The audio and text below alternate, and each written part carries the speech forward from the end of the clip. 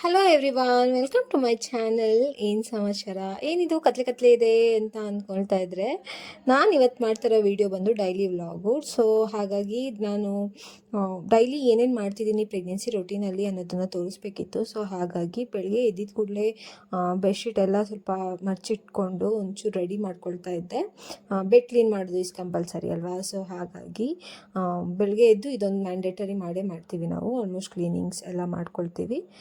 ಅದಾದಮೇಲೆ fresh up ಆಗಿ ಫೇಸೆಲ್ಲ wash ಮಾಡಿ ನಾನು ನಾರ್ಮಲಿ ಆ್ಯಲಿವೆರಾ ಜೆಲ್ ಇರುತ್ತೆ, ಸೊ ಅದನ್ನು ನಾನು ಯಾವಾಗಲೂ ಅಪ್ಲೈ ಮಾಡ್ತೀನಿ. ಆ್ಯಲಿವೆರಾ ಜೆಲ್ ಒಂದು ಸ್ವಲ್ಪ ನನಗೆ ಫ್ರೆಶ್ನೆಸ್ ಕೊಡುತ್ತೆ ಸ್ವಲ್ಪ. ಸೊ ಹಾಗಾಗಿ ಆ್ಯಲಿವೆರಾ ಜೆಲ್ನ ಅಪ್ಲೈ ಮಾಡ್ತೀನಿ. ಅದಾದಮೇಲೆ ಒಂದು ಲಿಪ್ ಬಾಮ್ ಅಷ್ಟೇ. ನನಗೆ ಮಾರ್ನಿಂಗ್ ಎದ್ದಿದ ಕೂಡಲೇ ನನಗೆ ಯಾಕೋ ಆಲಿವೆರಾ ಜೆಲ್ ಹಾಕ್ಕೋಬೇಕು ಅನಿಸುತ್ತೆ. ಹಾಗಾಗಿ ಸೊ ಅದಾದಮೇಲೆ ಎಳ್ನೀರು ಕುಡಿತೀನಿ. ಕೆಲವೊಬ್ರು ಖಾಲಿ ಹೊಟ್ಟೆಲಿ ಕುಡಿಬಾರ್ದು ಅಂತ ಹೇಳ್ತಾರೆ, ಬಟ್ ನಾನು ಕುಡಿತೀನಿ ಖಾಲಿ ಹೊಟ್ಟೆಲಿ. ನನಗೇನು ಅನಿಸೋದಿಲ್ಲ, ಅಂದರೆ ಖಾಲಿ ಹೊಟ್ಟೆಲಿ ಗ್ಯಾಸ್ಟ್ರಿಕ್ ಆಗುತ್ತೆ ಅಂತಾರೆ ಕೆಲವೊಬ್ರು, ಬಟ್ ನನಗೇನು ಆಗಲ್ಲ ಅಷ್ಟೊಂದು ಗ್ಯಾಸ್ಟ್ರಿಕ್ ಥರ. ಒಂಥರ ಫ್ರೆಶ್ನೆಸ್ ಕೊಡುತ್ತೆ ಖಾಲಿ ಹೊಟ್ಟೆಲಿ ಕುಡಿದ್ರೆ. ಸೊ ಹಾಗಾಗಿ ಖಾಲಿ ಹೊಟ್ಟೆಲಿ ಫಸ್ಟು ಎಳ್ನೀರೇ ಕುಡಿಯೋದು. ನಾನು ಕಟ್ ಮಾಡೋದಕ್ಕೆ ಒಂಚೂರು ಕಷ್ಟಪಡ್ತಾಯಿದ್ದೀನಿ, ಬಟ್ ಓಕೆ ಆಗುತ್ತೆ. ಒಂದು ಫುಲ್ ಲೋಟ ಪೂರ್ತಿ ಬಂತು ಎಳ್ನೀರು. ನಾರ್ಮಲಿ ಬರೋದಿಲ್ಲ ಆ್ಯಕ್ಚುಲಿ, ಸ್ವಲ್ಪ ಅರ್ಧ ಲೋಟ ಅಷ್ಟೇ ಸಿಗೋದು ಎಳ್ನೀರು, ಈಗ ಗೊತ್ತಲ್ವಾ ಎಷ್ಟೊಂದು. ಇದು ಒಂದು ಲೋಟ ಫುಲ್ ಸಿಕ್ತು. ಅದಾದಮೇಲೆ ಕಾಮಾಗಿ ಕುತ್ಕೊಂಡು ಸ್ವಲ್ಪ ಹೊತ್ತು ಎಳ್ನೀರು ಕುಡ್ಕೊಳ್ತೀನಿ. ಎಳ್ನೀರಂತ ಅಲ್ಲ, ಆಲ್ಮೋಸ್ಟ್ ಬಿಸಿನೀರು ಮಾಡಿಕೊಂಡ್ರು ಅಷ್ಟೇ, ಏನಾದರೂ ಅಷ್ಟೇ. ಒಂದು ಸ್ವಲ್ಪ ಹೊತ್ತು ಯಾರ ಹತ್ರನೂ ಮಾತಾಡೋದಿಲ್ಲ. ಆ್ಯಂಡ್ ನೆಮ್ಮದಿಯಾಗಿ ಯಾವುದನ್ನು ಯೋಚನೆ ಮಾಡದೆ ದಿನ ಸ್ಟಾರ್ಟ್ ಮಾಡ್ತೀನಿ. ಆಲ್ಮೋಸ್ಟು ಸ್ವಲ್ಪ ಹೊತ್ತು ಕುತ್ಕೊಳ್ತೀನಿ ಸೈಲೆಂಟಾಗಿ, ಏನೂ ಯೋಚನೆ ಸಹ ಮಾಡೋದಿಲ್ಲ ನಾನು. ನಾರ್ಮಲಾಗಿ ಏನೇ ಇದ್ರೂ ಎಂಜಾಯ್ ಮಾಡ್ಕೊಂಡು ಕುತ್ಕೊಳ್ತೀನಿ. ಮಾರ್ನಿಂಗ್ ಬ್ರೇಕ್ಫಾಸ್ಟ್ಗೆ ಚಪಾತಿ ಮತ್ತು ಸಾಂಬಾರಿತ್ತು, ಸೊ ಅದನ್ನೇ ತಿಂತಾಯಿದ್ದೆ. ನನಗೆ ಆ್ಯಕ್ಚುಲಿ ಏನು ಗೊತ್ತಾ, ಟೊಮೆಟೊ ಗೊಜ್ಜು ಮಾಡಿದ್ರೆ ಚಪಾತಿಗೆ ಚೆನ್ನಾಗಿರುತ್ತೆ, ಬಟ್ ನೆನ್ನೆ ಸಾರೇ ಕೊಟ್ಟರು, ಏನೂ ಮಾಡಲಿಕ್ಕಾಗೋದಿಲ್ಲ. ಅವ್ರಿಗೆ ಪಲ್ಯ ಮಾಡೋದಕ್ಕೆ ಮನಸ್ಸಿಲ್ಲ ಅಂತೆ. ಅದಾದಮೇಲೆ ಏನೋ ಹೇಳ್ತಿದ್ರು ನಮ್ಮಮ್ಮ, ಸ್ವಲ್ಪ ಕೋಪದಲ್ಲಿದ್ದೆ. ಸೊ ಹಂಗಾಗಿ ಆ ರಿಯಾಕ್ಷನ್ ಇತ್ತು, ಏನೋ ಹೇಳ್ತಾಯಿದ್ರು, ಅದಕ್ಕೋಸ್ಕರ ಅದಕ್ಕೆ ರಿಯಾಕ್ಟ್ ಮಾಡ್ತಾಯಿದ್ದೆ ನಮ್ಮಮ್ಮನಿಗೆ ಅಷ್ಟೇ. ಅದಾದಮೇಲೆ ಪರ್ಪಲಿಂದ ಒಂದು ಪ್ರಾಡಕ್ಟ್ ಬಂದಿತ್ತು, ಸ್ವಲ್ಪ ಆರ್ಡ್ರ್ ಮಾಡಿದ್ದೆ ನಾನು. ಲೈಕ್ ಟಿಂಟೆಡ್ ಕ್ರೀಮ್ ಬೇಕಿತ್ತು. ನಾನು ಫೌಂಡೇಶನ್ ಯಾವುದೂ ಯೂಸ್ ಮಾಡೋದಿಲ್ಲ, ಆಲ್ಮೋಸ್ಟ್ ಆಲಿವೆರಾ ಜೆಲ್ ಬಿಟ್ಟರೆ ಬೇರೆ ಏನೂ ಹಾಕೋದಿಲ್ಲ.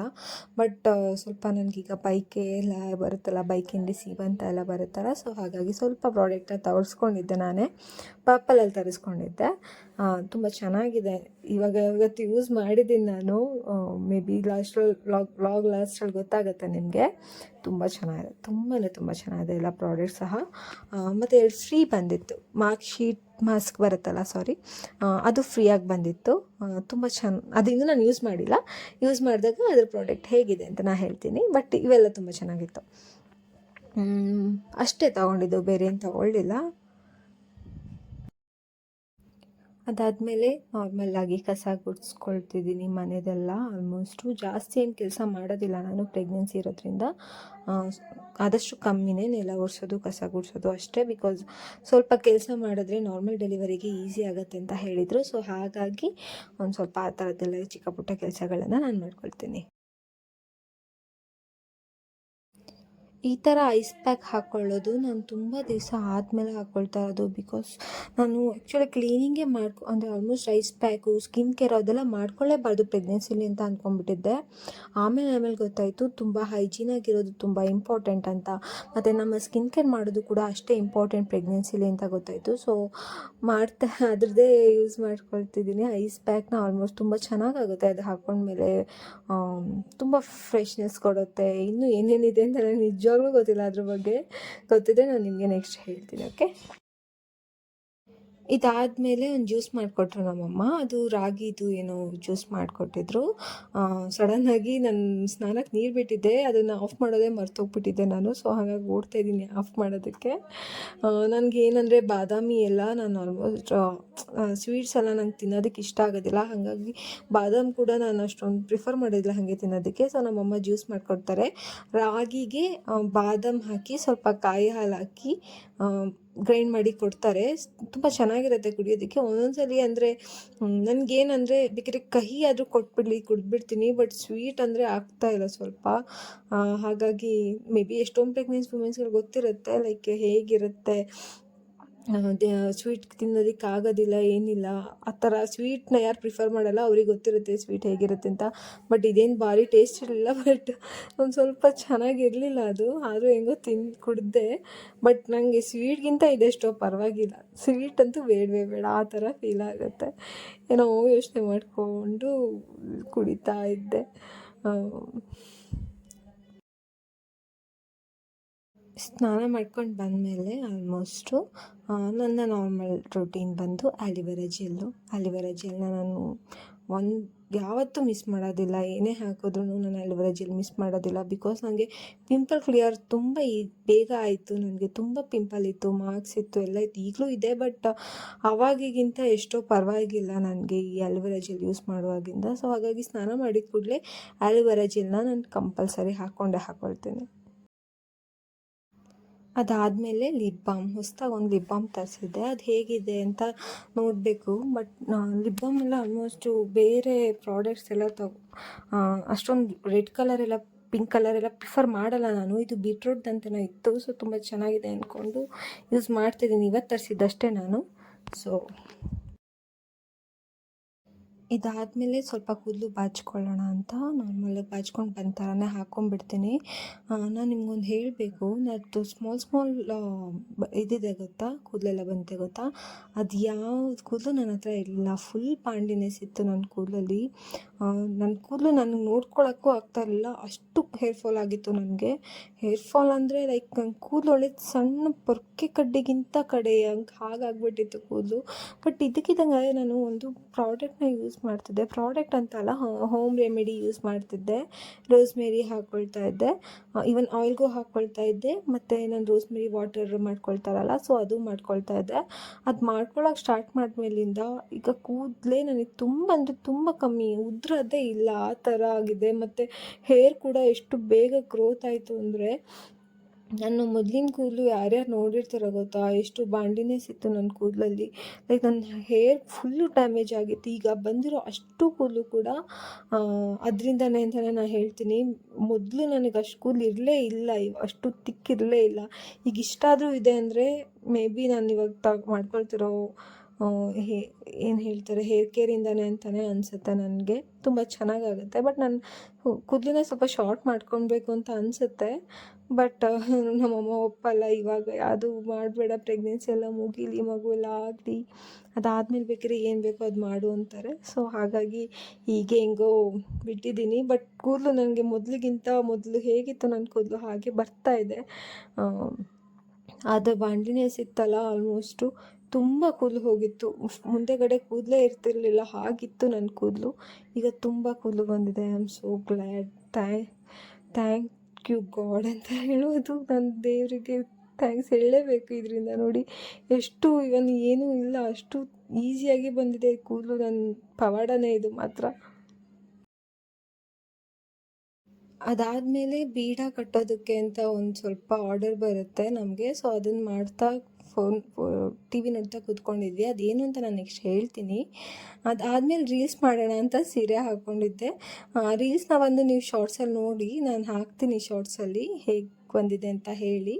ಸ್ವಲ್ಪ ಹಾಗೆ ಹೆಂಗೋ ಸೀರೆ ಉಟ್ಕೊಂಡಿದ್ದೆ, ನಮ್ಮಮ್ಮಂದು ಸ್ಮಾಲ್ ಸೀರೆ, ಒಂದು ಯಾವುದಾದ್ರೂ ಸೀರೆ ಹಾಕ್ಕೊಳ್ಳೋಣ ಅಂತ ಅನ್ನಿಸ್ತು. ಸೊ ಹಾಗಾಗಿ ಅದನ್ನು ಹಾಕ್ಕೊಂಡೆ. ಆ್ಯಂಡ್ ಅದೇ ಸ್ವಲ್ಪ ಮೇಕಪ್ ಮಾಡ್ಕೊಳ್ಳೋಣ, ತುಂಬ ದಿನವೇ ಆಗೋಯಿತು ನಾನು ಮೇಕಪ್ ಮಾಡ್ಕೊಳ್ದೆ. ಮೇಕಪ್ ಅಂದರೆ ನಾನೆಲ್ಲ ಫೌಂಡೇಶನ್ ಎಲ್ಲ ಹಾಕೋದೇ ಇಲ್ಲ, ಆಲ್ಮೋಸ್ಟು ಕ್ರೀಮ್ ಕೂಡ ಹಾಕ್ಕೊಳ್ಳೋದಿಲ್ಲ. ಬಟ್ ಲಿಪ್ಸ್ಟಿಕ್ಕು, ಐಲೈನರು, ಕಾಜಲೆಲ್ಲ ಹಾಕ್ಕೊಳ್ತೀನಿ. ಬಟ್ ಇವತ್ತು ಸ್ಪೆಷಲಾಗಿ ಇದನ್ನು ತರಿಸಿದ್ದೀನಿ, ಎಲ್ಲ ಟಿಂಟೆಡ್ ಕ್ರೀಮು. ಸೊ ಹೇಗಾಗುತ್ತೆ ಅಂತ ನಾನು ನೋಡಲೇಬೇಕಿತ್ತು. ಹಾಗಾಗಿನೇ ಅದ್ರ ರೀಲ್ಸ್ ಮಾಡ್ತಿರೋದು ಅಂತಲೇ ಅಂದ್ಕೊಳ್ಳಿ, ಒನ್ ಆಫ್ ದ ರೀಸನ್ ಅಂದ್ಕೊಳ್ಳಿ. ಸುಮಾರು ದಿವಸ ಆಯಿತು ನಾನು ರೀಲ್ಸ್ ಎಲ್ಲ ಅಪ್ಲೋಡ್ ಮಾಡಿದೆ, ಏನೂ ಮಾಡ್ದೇ. ಬಟ್ ಇದನ್ನು ಅಪ್ಲೈ ಮಾಡಿದಾಗೈತಲ್ಲ, ತುಂಬ ಅಂದರೆ ತುಂಬ ಚೆನ್ನಾಗಿ ಬರ್ತಿತ್ತು. ಎಷ್ಟು ಈಸಿಯಾಗಿ ಬ್ಲೆಂಡ್ ಆಗ್ತಾಯಿತ್ತು. ಅದು ಸನ್ಸ್ಕ್ರೀನ್ ಕೂಡ ಅಂತೆ, ಸನ್ಸ್ಕ್ರೀನ್ SPF 50 ಏನೋ ಬರುತ್ತೆ, ನಂಗೆ ಗೊತ್ತಿಲ್ಲ, ಏನೋ ಇದೆ. ಬಟ್ ಅದು ತುಂಬ ಅಂದರೆ ತುಂಬ ಚೆನ್ನಾಗಿ ಬ್ಲೆಂಡ್ ಆಗ್ತಾಯಿತ್ತು. ನಾನು ಬೇರೆ ನೈಟ್ ಅಪ್ಲೈ ಮಾಡ್ತಿದ್ದೀನಿ ಸನ್ಸ್ಕ್ರೀನ್ ಅಂತಲ್ಲ, ಜಸ್ಟ್ ನಾನು ನೋಡಬೇಕಿತ್ತು ಅದು ಹೇಗಾಗುತ್ತೆ ಅಂತ.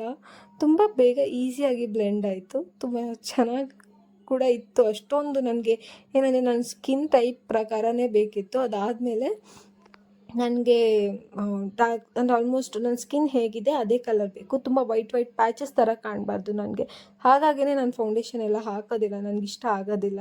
ಅದು ಗೊತ್ತಾಗ್ಬಿಡುತ್ತೆ ನಾವು ಹಾಕ್ಕೊಂಡಿರೋದು ಒಂಥರ ಏನು ಹೇಳ್ತಾರೆ, ಮೇಕಪ್ ಹಾಕ್ಕೊಂಡಿರೋ ಥರ ಅನ್ನಿಸ್ಲೇಬಾರ್ದು ನನಗೆ, ಅಷ್ಟೇ, ಇನ್ನೇನು ಇಲ್ಲ. ಇದಾದಮೇಲೆ ಸ್ವಲ್ಪ ಐ ಮೇಕಪ್ ಅಂದರೆ ನಾರ್ಮಲಿ ಗೊತ್ತಲ್ವಾ, ಕಾಜಲ್ಲು, ಐಲೈನರು, ಮಸ್ಕಾರ. ನಾನು ಆ್ಯಕ್ಚುಲಿ ನೈಟ್ ಹೊತ್ತು ರೀಲ್ ಮಾಡೋದಕ್ಕೋಸ್ಕರ ಇಷ್ಟೆಲ್ಲ ಮಾಡ್ತಾಯಿದ್ದೀನಿ. ನನಗೆ ಈ ಕಾಜಲ್ ನನಗೆ ಲಿಟ್ರಲಿ ಎಷ್ಟು ಇಷ್ಟ ಆಯಿತು ಅಂದರೆ, ನಾನು ಝೂಡಿಯೋಲಿ ಒಂದು ಕಾಜಲ್ ತೊಗೊಂಡಿದ್ದು, ಮತ್ತು ಅದಾದಮೇಲೆ ನಾನು ತೊಗೊಂಡೇ ಇಲ್ಲ, ಅದು ಆಲ್ಮೋಸ್ಟ್ ಖಾಲಿ ಆಯ್ತದು. ಅದು ಬಂದು ಎಷ್ಟು ಕಷ್ಟ ಆಗ್ತಿತ್ತು ಅಂದರೆ ಈವನ್ ಐ ಕೂಡ ಬರ್ನ್ ಆಗ್ತಾಯಿತ್ತು ತುಂಬ. ಬಟ್ ಇದೇನು ಅನ್ನಿಸ್ತಿರ್ಲಿಲ್ಲ, ಒಂದೇ ಸ್ಟ್ರೋಕಿಗೆ ಕೂಡ ಈಸಿಯಾಗಿ ಬಂತು, ಸಖತ್ತಾಗಿತ್ತೆ ಮಾತ್ರ. ಪ್ರಾಡಕ್ಟ್ ಅಂತೂ ತುಂಬ ಚೆನ್ನಾಗಿದೆ. ಇದು ಏನು ಹೇಳ್ತಾರೆ, ಕಾಜಲು ಎಲೈಟ್ ಅವ್ರದ್ದೇನೋ ಅನಿಸುತ್ತೆ, ಹೌದು, ಅದನ್ನೇ ಆರ್ಡ್ರ್ ಮಾಡಿರೋದು ನಾನು. ಅದಾದಮೇಲೆ ಐಲೈನರ್ ಬಂದು ನಾನು ತುಂಬ ದಿವಸ ಆದಮೇಲೆ ತೊಗೊಂಡಿದ್ದೆ, ಸ್ವಲ್ಪ ದಿವಸದಿಂದನೇ. ಕತ್ತತ್ರ ಫುಲ್ ನೀವು ನೋಡೋಕ್ಕೆ ಹೋಗ್ಬಿಡಿ, ನಾನು ಕತ್ತತ್ರ ಮೇಕಪ್ ಮಾಡ್ಕೊಳ್ಳೋಕ್ಕೂ ಇಷ್ಟಪಡಲ್ಲ, ಬಿಕಾಸ್ ಆಲ್ರೆಡಿ ಅದು ಪಿಗ್ಮೆಂಟ್ ಆಗಿ ಹೋಗ್ಬಿಟ್ಟಿದೆ. ಪ್ರೆಗ್ನೆನ್ಸಿ ಇರೋರು ಎಷ್ಟೊಂದು ಜನಕ್ಕೆ ಗೊತ್ತಿರುತ್ತೆ, ಕತ್ತಿಂದ ಕೆಳಗಡೆ ಸುಮಾರು ಜನರಿಗೆ ಕಪ್ಪಾಗಿಬಿಡುತ್ತೆ. ಸೊ ನನಗೂ ಅಷ್ಟೇ, ಕೈಯಿಂದ ಹಿಡಿದು ಕೈ ಫುಲ್ ಕಪ್ಪಾಗಿದೆ, ಇವನ್ ಕತ್ತಿಂದ ಹಿಡಿದು ಫುಲ್ ಎಲ್ಲ ಕೆಳಗಡೆ ಫುಲ್ ಕಪ್ಪಾಗಿಬಿಟ್ಟಿದೆ. ಪಿಗ್ಮೆಂಟೇಷನ್ ಅಂತೂ ಕೇಳೋದೇ ಬೇಡ, ಎಲ್ಲೆಲ್ಲಿ ಪಿಗ್ಮೆಂಟೇಷನ್ ಆಗಬೇಕು ಅಲ್ಲೆಲ್ಲ ಕಡೆನೂ ಆಗಿಬಿಟ್ಟಿದೆ. ನನಗೇನು ಬೇಜಾರಿಲ್ಲ, I am enjoying that. But ಇವಾಗ ಐಲೈನರ್ ಹಾಕ್ಕೊಳ್ತಾ ಇದ್ದೀನಿ. ಐಲೈನರ್ ಹಾಕ್ಕೊಳ್ತಾ ಇದ್ರೂ ನನಗೆ ಐಲೈನರ್ ಹಾಕ್ಕೊಳ್ಳೋಕ್ಕೆ ಬರಲ್ಲ, ಜಸ್ಟ್ ಬಿಕಾಸ್ ನನಗೆ ಒಂದು ಕಣ್ಣು ತುಂಬ ಚೆನ್ನಾಗಿ ಕಾಣುತ್ತೆ, ಇನ್ನೊಂದು ಕಣ್ಣು ಚೆನ್ನಾಗಿ ಕಾಣೋದಿಲ್ಲ. ಯಾವ ಕಣ್ಣು ಚೆನ್ನಾಗಿ ಕಾಣೋಲ್ಲ ಗೊತ್ತಾ, ಆ ಕಣ್ಣಿಂದ ನೀಟಾಗಿ ಕಾಣೋದಿಲ್ಲ ನನಗೆ. ಮತ್ತು ನನಗೆ ಬೇರೆ ರೀತಿ ಹೇಗೆ ಹಾಕ್ಕೊಳ್ಳೋದಂತಲೂ ಗೊತ್ತಿಲ್ಲ. ಬಟ್ ನಾನಂತೂ ಛಲ ಬಿಡೋದಿಲ್ಲ, ಹೆಂಗಾದರೂ ಒಂದು ಟ್ರೈ ಮಾಡ್ತಾನೇ ಇರ್ತೀನಿ. ಬಟ್ ಕೆಟ್ಟದಾಗಾದರೂ ಬರುತ್ತೆ ಒಂದೊಂದ್ಸಲಿ, ಹೆಂಗೆಂಗೋ ಆಯಿತು. ಬಟ್ ಬಿಡಿ, ಏನೋ ಒಂದು ಮಾಡಬೇಕಲ್ಲ ಅಂತ ಮಾಡ್ತಾಯಿದ್ದೀನಿ. ಈಗೇನು ಮತ್ತಿನ್ನು ಹೊರಗಡೆ ಏನೂ ಹೋಗಲ್ಲ ಅಲ್ವಾ, ಸೊ ಹಾಗಾಗಿ ಹೇಗೋ ಹಾಗೆ ಇದು ಮಾಡ್ಕೊಳ್ತಾ ಇದ್ದೀನಿ. ಹೊರಗಡೆ ಹೋಗಲ್ಲ ಅನ್ನೋ ರೀಸನ್ಗೆ ಹೀಗೆ ಕಣ್ಣಿಗೆಲ್ಲ ಹೀಗೆ ಮೆತ್ಕೋತಿದ್ದೀನಿ. ರೀಲಲ್ಲೇನು ಗೊತ್ತಾಗಲ್ಲ ಬಿಡಿ, ಅದಕ್ಕೋಸ್ಕರ ಹೀಗೆ ಹಾಕ್ಕೊಂಡ್ರಾಯ್ತು. ಇವಾಗ ಒಂದು ಸ್ವಲ್ಪ ಮಸ್ಕಾರ. ನನಗೆ ಮಸ್ಕಾರಾದಲ್ಲಿ ಒಳ್ಳೆ ಬ್ರ್ಯಾಂಡೇ ತೊಗೊಳ್ಬೇಕು ಅಂತ ಅಂದ್ಕೊಂಡಿದ್ದೆ, ಬಟ್ ನನಗೆ ಬೇಡ ಅನ್ನಿಸ್ತು, ನನಗಿದೇ ಸಾಕು ಅನ್ನಿಸ್ತು ಸಿಂಪಲ್ಲಾಗಿ. ಬಿಕಾಸ್ ನಾನು ತುಂಬ ಕಡೆ ಹೊರಗಡೆ ಎಲ್ಲ ತಿರ್ಗೋದಿಲ್ಲ, ಜಾಸ್ತಿ ಮನೆಯಲ್ಲೇ ಇರ್ತೀನಿ. ಸೊ ನಾನು ಅದನ್ನು ಯೂಸ್ ಮಾಡದೆ ಸುಮ್ಮನೆ ಕೂರಿಸ್ಕೊಳ್ಳೋ ಬದಲು ಎಷ್ಟಾಗುತ್ತೋ ಅಷ್ಟು ಕಮ್ಮಿಯಲ್ಲೇ ತೊಗೊಳ್ಬೇಕು ಅಂತ ತೊಗೊಂಡಿದ್ದು. ನಾನು ಇವತ್ತು ಇದರಲ್ಲಿ ಆರ್ಡ್ರ್ ಮಾಡಿದ್ನಲ್ಲ, ಪರ್ಪಲಲ್ಲಿ, ಅವೆಲ್ಲ ಇದೇ ಪ್ರಾಡಕ್ಟ್, ಮಸ್ಕಾರ ಮತ್ತು ಏನು ಹೇಳ್ತಾರೆ ಕಾಜಲ್, ಅವೇ ತಗೊಂಡಿದ್ದು ನಾನು, ಟಿಂಟೆಡ್ ಕ್ರೀಮು. ಈ ಲಿಪ್ಸ್ಟಿಕ್ ಬಂದು ನನ್ನ ತಮ್ಮ ಕೊಡಿಸಿದ್ದು ನನಗೆ. ತುಂಬ ಚೆನ್ನಾಗಿದೆ, ತುಂಬ ಚೆನ್ನಾಗಿದೆ. ಟಿಂಟೆಡ್ ಲಿಪ್ಸ್ಟಿಕ್ ಅಂತಿರಲ್ಲ, ಹಾಗಾಗಿ ಅದು ಇವನ್ ಚೀಕ್ಸ್ಗೂ ಅಪ್ಲೈ ಮಾಡ್ಬೋದು, ಐ ಶ್ಯಾಡೋ ಆಗು ಅಪ್ಲೈ ಮಾಡ್ಬೋದು. ನಂಗೆ ಇದು ನನ್ನ ಫೇವ್ರೇಟ್ ಅದು.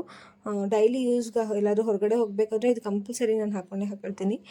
ಈ ಥರ ಮೂಗು ಮೇಲೆ, ಒಂದು ಚೀಕ್ಸ್ ಮೇಲೆ. ನನಗೆ ನಿಜವಾಗ್ಲೂ ಹೇಳ್ತೀನಿ, ಮೇಕಪ್ ಮಾಡ್ಕೊಳ್ಳೋದಕ್ಕೆ ಬರೋದಿಲ್ಲ, ಬಟ್ ಸ್ಟಿಲ್ ಹೇಗೋ ಟ್ರೈ ಮಾಡ್ತೀನಿ ನಾನು. ಮಾಡಬೇಕಲ್ಲ, ಚೆನ್ನಾಗಿ ಕಾಣಬೇಕಲ್ಲ ಅಂತ. ರೀಲ್ಸ್ಗೋಸ್ಕರ ಅಷ್ಟೇ, ಈಗ ಜಸ್ಟ್ 30 ಸೆಕೆಂಡ್ ರೀಲ್ಸ್ಗೋಸ್ಕರ ಇಷ್ಟೆಲ್ಲ ಒದ್ದಾಡ್ತಿದ್ದೀನಿ. ನನಗೇನಿಲ್ಲ, ಬೇಜಾರಿಲ್ಲ, ಮಾಡ್ತೀನಿ ಅಷ್ಟೇ.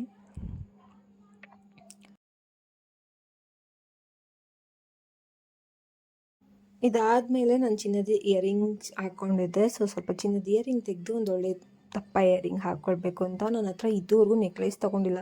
ಸಿಂಪಲ್ ನೆಕ್ಲೇಸ್ ಥರ ಯಾವುದಾದ್ರು ಆರ್ಟಿಫಿಷಿಯಲ್ ತೊಗೊಬೇಕಿತ್ತು, ನಾನು ಯಾವುದೂ ತೊಗೊಂಡಿಲ್ಲ. ಸ್ವಲ್ಪ ಇಯರಿಂಗ್ ಸ್ವಲ್ಪ ದೊಡ್ಡದು ಹಾಕ್ಕೊಂಡು ಮಾಡೋಣ ಅಂತ ಇಯರಿಂಗ್ ಚೇಂಜ್ ಮಾಡ್ತಾಯಿದ್ದೀನಿ. ಅದಾದಮೇಲೆ ಆ ಇಯರಿಂಗ್ ಹಾಕ್ಕೊಂಡಿದ್ದೆ, ನಂಗೆ ಅದು ಯಾಕೋ ಸೆಟ್ ಆಗ್ತಾಯಿಲ್ಲ ಆ ಇಯರಿಂಗು. ಸೊ ಹಾಗಾಗಿ ಒಂದು ಸ್ವಲ್ಪ ದಪ್ಪ ಇಯರಿಂಗೇ ಹಾಕ್ಕೊಳ್ಳೋಣ ಅಂತ. ಆ ಇಯರಿಂಗ್ ಬಂದು ಕುರ್ತಾ, ಜೀನ್ಸ್ಗೆ ಹಾಕ್ಕೊಳ್ತಾರಲ್ಲ, ಶಾರ್ಟ್ ಕುರ್ತಾ, ಅದಕ್ಕೆಲ್ಲ ತುಂಬ ಚೆನ್ನಾಗಿ ಕಾಣುತ್ತೆ. ಬಟ್ ಸೀರೆಗೆ ಅಷ್ಟು ಪ್ರಿಫರಬಲ್ ಆಗಿ ಅನ್ನಿಸ್ಲಿಲ್ಲ ನನಗೆ. ಸೊ ಹಾಗಾಗಿ ಇಯರಿಂಗ್ ಚೇಂಜ್ ಮಾಡಿದೆ. ಆ ಇಯರಿಂಗ್ ಬೇಡ, ಈ ಥರ ಸ್ವಲ್ಪ ದೊಡ್ಡದಾಗಿದೆ. ಇದು ಕೂಡ ನನ್ನ ತಮ್ಮನೇ ಕೊಡಿಸಿದ್ದು, ಸ್ವಲ್ಪ ಚೆನ್ನಾಗಿ ಕಾಣುತ್ತೆ ಅಂತ ಇದನ್ನು ಹಾಕ್ಕೊಳ್ತಾ ಇದ್ದೀನಿ. ಇದಾದಮೇಲೆ ಸ್ವಲ್ಪ ಕೂದಲು ಬಚ್ಕೊಳತ್ತೀನಿ. ನೋಡಿ ನನ್ನ ಕೂದಲಲ್ಲಿ ನಾ ಹೇಳ್ದಲ್ಲ ಆವಾಗಲೇ ನನ್ನ ಕೂದಲು ಗ್ರೋ ಆಗ್ತಿರೋದಕ್ಕೆ ಇದನ್ನು ಏನು ಮಾಡಬೇಕು ಅಂತಲೇ ಗೊತ್ತಾಗೋದಿಲ್ಲ. ಆ್ಯಕ್ಚುಲಿ ಹಿಂದೆಗಡೆ ತುಂಬ ಅಂದರೆ ಯಾರೋ ಕಟ್ ಮಾಡಿರೋ ಥರ ಕಾಣುತ್ತೆ.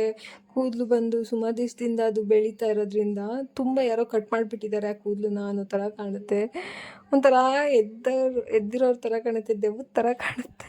ಹಂಗಾಗಿ ನಾನು ಏನು ಅಂದ್ಕೊಂಡೆ, ಒಂದು ಸ್ವಲ್ಪ ಚೆನ್ನಾಗಿ ಹೇರ್ ಕಟ್ ಮಾಡೋಣ ಅಂದರೆ ನಮ್ಮಮ್ಮ ಬಿಡ್ತಾಳೆ ಅಂತ ಮಾಡ್ತು.